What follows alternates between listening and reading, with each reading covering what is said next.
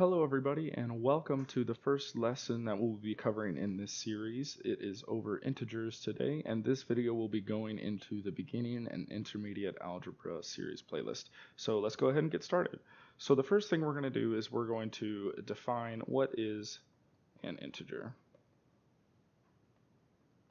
An integer is defined as a number that is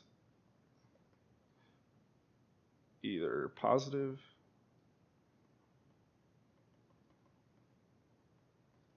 zero, or negative.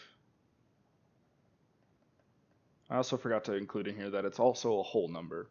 So when you think of an integer, you can just look at it on a number line really simply. You have 0, you have 1, you have -1, and these are integers. So an integer is 0, -1, -2, -3, etc., or 1, 2, 3, etc., so on. I also want to mention two other types of numbers that aren't mentioned in the book because I feel like they're important to algebra, and they're called rational and irrational numbers. So a rational number is defined as a number that can be expressed as a ratio of two integers. So what that means is you can take any sort of integer, so 2, 3, 10, 50, whatever, and you can write it, if you can write a rational, or if you can write a number as a ratio of two integers, then it's technically a rational number. So 1/2 is a rational number, 2/2 is a rational number, etc., etc. So 101/55 is a rational number as well, because you can express it as a ratio of two integers. And an irrational number is just the opposite of that. So it's a number that cannot be expressed as a ratio of two integers. So what that means is we have numbers like square root of 2, pi, and e, for example. These numbers have an infinite number of digits past the decimal. So that means that they're going to be irrational because we can't really express them as a ratio of two integers. So I'm not really going to be focusing on rational and irrational numbers in this lesson. Just wanted to give you a little bit of insight into those kind of numbers because I felt like they're important to the algebra book. So the first thing I want to do is talk about the addition of integers. Very simple. Addition is very simple. You just got to make sure you watch your signs when you're doing this. So let's say we have 5 plus 7 plus 12 or something like that. So 5 plus 7 is 12. 12 plus 12 is 24. Pretty simple. But whenever we start adding parentheses, and let's say we have 5 plus a -7 plus a -12. What is this going to equal? So when we look at this, we see 5 is in parentheses. When you see a number just like this in parentheses, you can just go ahead and drop those parentheses completely. They're pretty useless. But the parentheses here do actually have a meaning. They're giving this the opposite of 7 value with a positive, it's an addition on the outside. So this is basically the distributive property here into this -1 with a 1 that's implied out here. So we have 1 times a -7, we're going to get -7. And this is going to be -12 as well. So we're going to have 5 minus 7 minus 12.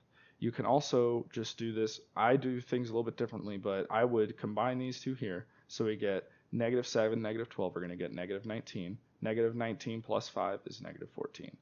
Simple, really easy way to do it. This also goes the same way for subtraction. Subtraction is pretty much the same as addition because we have the minus sign, and the minus sign signifies the opposite of a number. So if we have 5 minus 0, it's going to be 5 or something like that. But if we start adding in parentheses, so let's say 5 minus a -6 plus a -10 or something like that. So let's look at this problem here. We have a 5. We have a negative and a negative here, a positive and a negative. So what this says is we have 5. I'm going to write the 5 down because nothing's happening to that. And then we're taking the opposite of 6. So that's going to turn this into a positive 6 here, right? And then we're going to have plus the opposite of 10. So we're going to do minus 10, right? So this here can be a little bit tricky, but I'll explain why that works here in a second because multiplication comes into effect. So we have 5 plus 6, which is 11. 11 minus 10 is 1, and so on and so forth. So the addition and subtraction of integers are pretty easy. Just follow the signs, go through it just like regular addition and subtraction. Except for the multiplication and division, I'm just going to do these in the same step.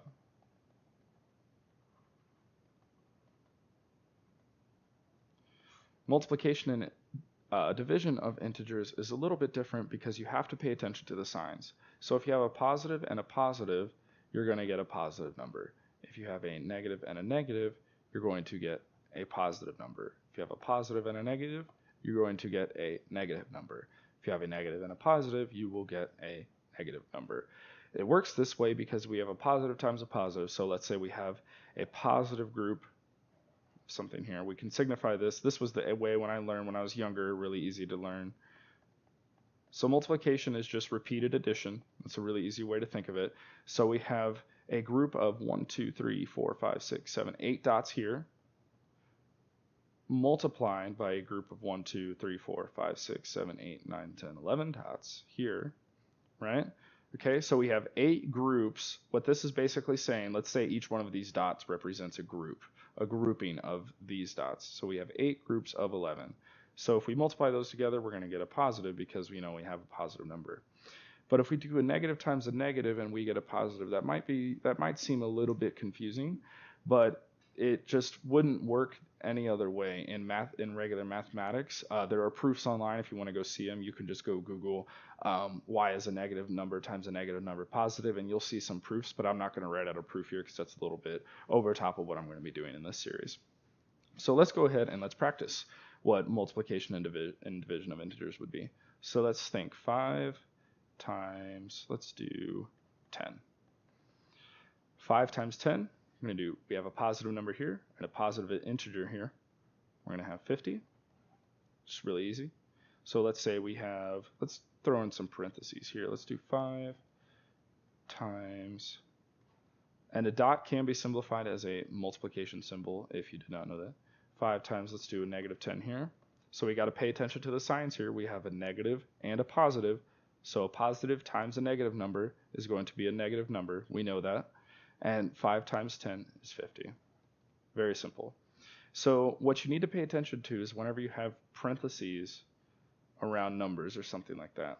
So whenever you're looking at a number like this, you see parentheses around the 5 and the negative on the outside.